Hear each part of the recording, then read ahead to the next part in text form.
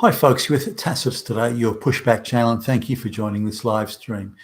In this essay, I'd like to talk about a conference that I attended a while ago, which was named "The Future of Families." The blurb, just on the surface of it, appeared to be how we can better organise families, or better support families, or encourage families. So it seemed fairly benign and innocuous, and had all the hallmarks of on the surface. Had all the hallmarks of just a bunch of well-intentioned people getting together to try and do good things, and motivated by altruism and just wanting a better future for everyone, particularly the kids. That was the veneer on it. The reality was quite different. You get there and it's got all the usual sort of suspects. Now, the majority of people there were gay and lesbian, which probably gives the game away straight up. They all had some sort of government employment, whether it was the United Nations or the public service, or government advisors, or government quangos. And then you had the NGO contingent, and there would have been a tiny proportion of people outside of that. Now, in say regional governments that are let's say conservative, there may have been one or two representatives of those governments there, more than anything just to maybe observe what's going on, and I suppose to be polite and just to say that they sent somebody. But with the left-leaning governments, particularly the governments that have been penetrated by the globalists and the NGOs, they sent very large contingents. And pretty much everyone, it seemed like everyone that hated the straight white family was there. It seemed like that was, they just rounded us out. Who hates straight white men? You. And who hates the heterosexual family? You. Yeah, okay, let's go send you all to a conference. And I can't think of, and I talked to as many people as I could. I doubt I spoke to more than maybe two people, three maybe tops. Now this is over a few hundred people are attending, so possibly 1% of the people there actually had anything good to say about heterosexual families, straight white males, Western white families, that just were, everybody's there to hate and trash the family. All straight white males are wife-beating, pedophile rapists, child abusers. White women aren't, if they're straight, they're not much better. So if you were non-white, non-straight, and were a lesbian, then you were sort of morally able to, as they would see, contribute something to the thing. Now the amount of people there, this was held in a 5.5-star hotel. This was one of the most expensive hotels in Sydney, and Sydney ain't cheap when it comes to downtown hotels. They've hired out the entire dining room. They've hired out not only the biggest hall, as in meeting halls, sort of exhibition type hall. They've also hired out all the largest rooms around it. And if you look at the rate that these rooms are hired, for the day or half day, that sort of thing, and this thing went on for 3 days, that we're talking serious money here.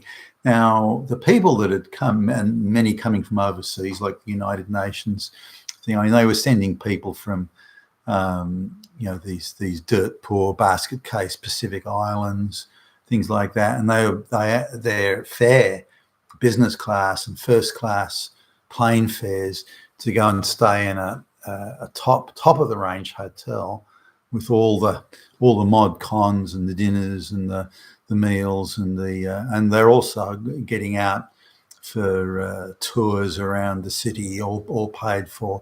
So a junket. I mean, let's call it what it is. It's a fucking junket.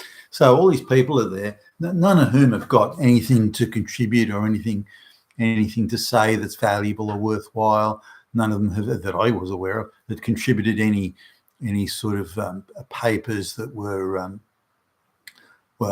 included exacting details and studies and peer-reviewed studies and how the future could be made brighter or better. None of that, although that was the ostensible title. So really, we've got this playground. And what I noticed I tried to sort of pop into all the rooms to have a listen. What I saw was women and gay men, but primarily women. I'd say 85% were women, and women who were just emotionally were just children. They could have been in their 50s or something, 60s, whatever, but they were emotionally children. They'd stopped emotionally growing at 12 years old or something like that. And the cause of every single fucking problem in the world is straight white males. So any solution in the future, or any development in the future, or any future that does not involve straight white males must be better than what we have now. But what will this future be? Who cares? Who cares? We just get rid of those damn fascist, nasty Hitlers. Once we get rid of them, everything will somehow just be better. How will it be better? Well, who gives a fuck, you damn Nazi, asking me that question? So this is the childishness. The childishness was cringeworthy, embarrassing. And you listen to these people. Of course, they're not talking and having to convince other people of the merit of their utterances or their reasoning or their rationale or even the points they're making. And the propaganda was just beyond hysterical. Excuse me. The propaganda was, studies have shown that 100% of straight white males are damn murderers, Nazis, fascists, and they're all Hitler. And everyone nods and applauds and yeah.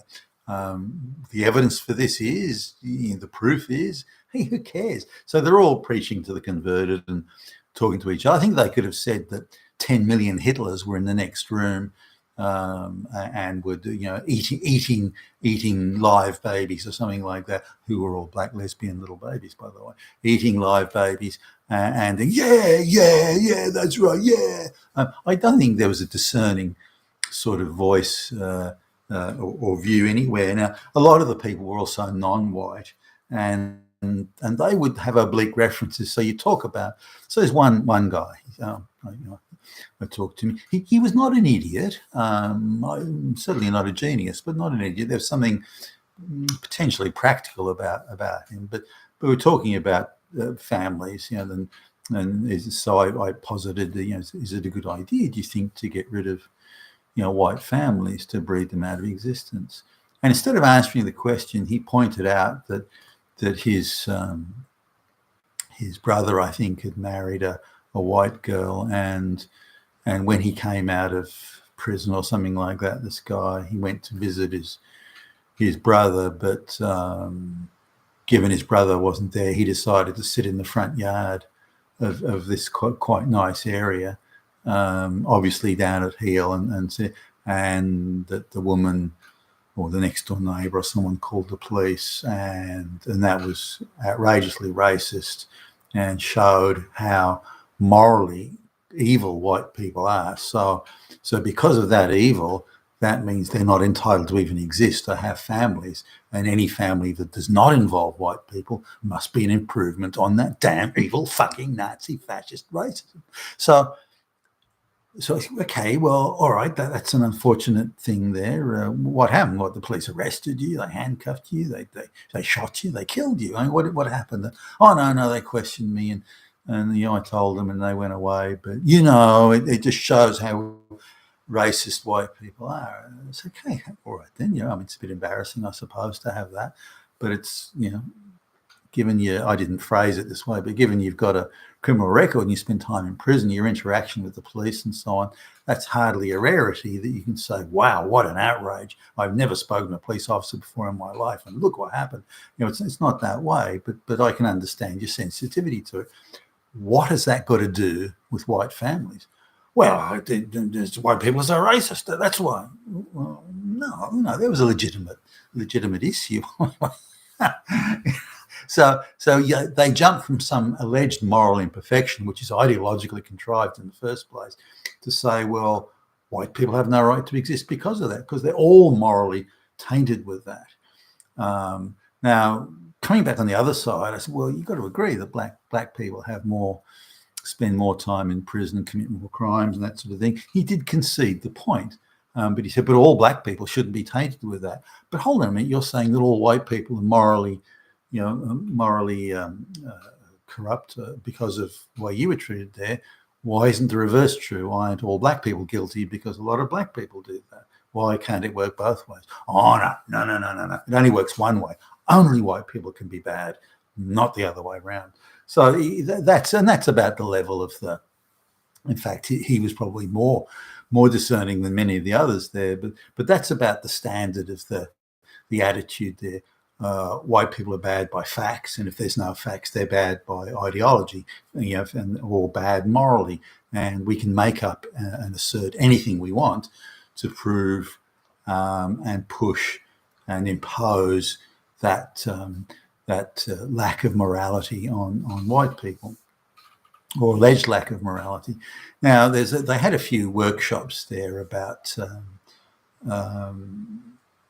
how, like say in the case of divorce as an example, now black people get divorced, they don't have any money, so they don't have to pay or anything like that. So things like child support and alimony are very rarely issues for black people unless they're sports stars or rock and roll stars or something like that. So, but white people do have things because they're evil and because they stole it from the black people in the first place. So white men should be forced, and any amount of force, by the way, any skirting of the law, any brutality is okay to force white men to pay alimony and child support and so on. Whether they have to or not, it doesn't matter. Ideologically, they should do it as compensation for. So they go down the totem pole. Sort of white men oppressing white women, white people then oppressing non-white people, and so they used the social power thing was very much in evidence as they swanned around. So in some of these workshops, it was pretty. Yeah, you got to wonder. You shake your head in disbelief. Say, how do these people? And some of these people have impressive sounding jobs.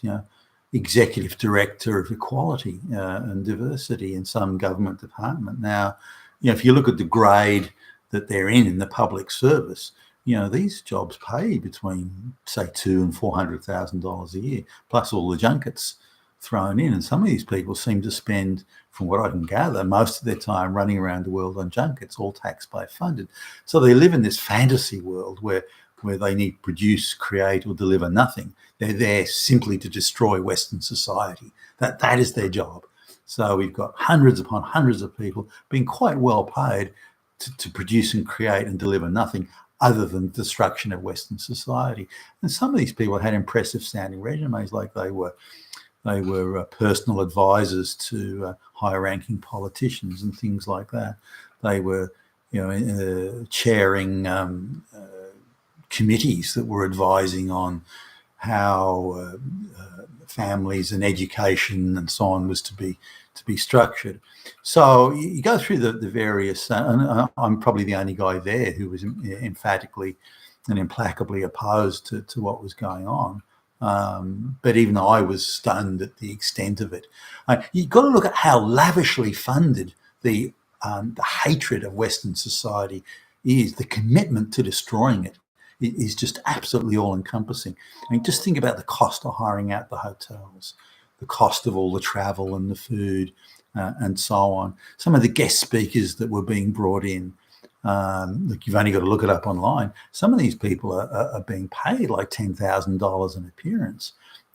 So you get a number of those. I mean, the thing would have cost millions in total, and that's all taxpayer funded, either directly or indirectly, because all the NGOs that are there are tax exempt, so that they can just gravy train these junkets in there and just top up the tax exempt amount of money they're sloshing around that they got from Soros and wherever. So So anyway, I went through all of them. I thought maybe one of them's got a valid point. There must be something here that is actually going to be committed or may possibly result in a better future for children and families. But I couldn't find anything.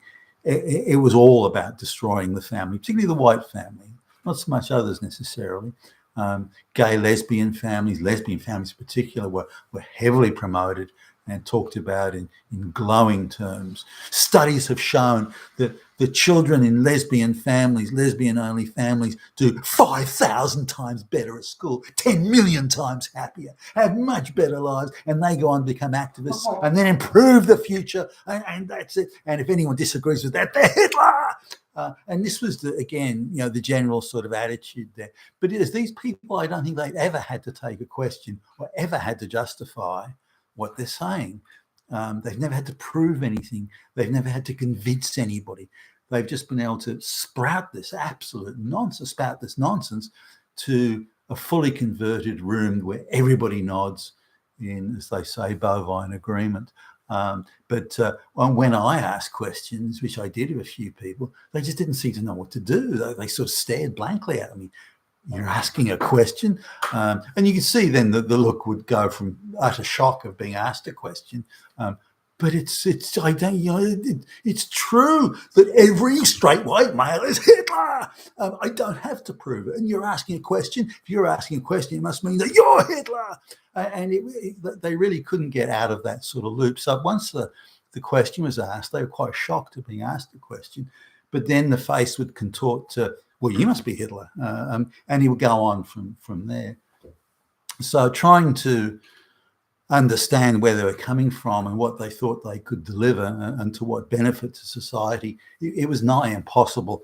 As I stated earlier, their role was to destroy society, destroy Western society, and the globalists are paying them handsomely for it. And it's very methodical. They put these people in place to wreak this havoc on society and pay them to do it. And Western governments don't lift a finger to stop it. You've been with Tacitus today, your Pushback channel, and thank you for listening.